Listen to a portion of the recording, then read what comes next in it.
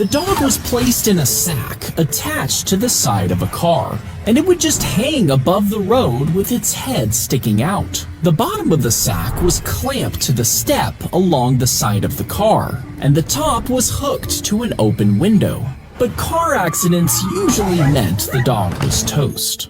The antlers hooked into his belt and took off running, dragging the emperor behind him. He slammed into rocks and trees, breaking bones and suffering internal injuries. His guards struggled to keep up as the stag continued to run over the rough terrain. After 16 miles, a servant was able to catch up and cut the belt with a knife. Finally freed, the emperor accused the servant of trying to murder him and ordered for his execution. But the emperor's injuries were too severe and he died shortly after.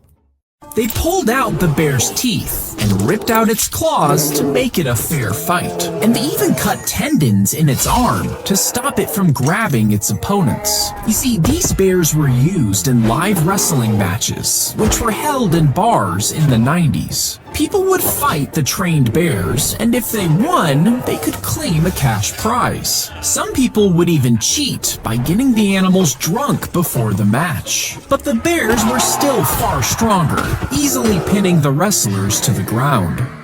He crushed up a butterfly, drew it up into a needle, and injected himself with it. And he did this because of an online challenge. But butterflies actually contain poisonous chemicals. He began throwing up almost immediately as the toxins spread throughout his body. And inside his veins, the poison triggered a reaction, causing them to swell. As it traveled, his organs began shutting down one by one. Doctors rushed to help, but it was already too late. He was dead, all because of a dumb trend.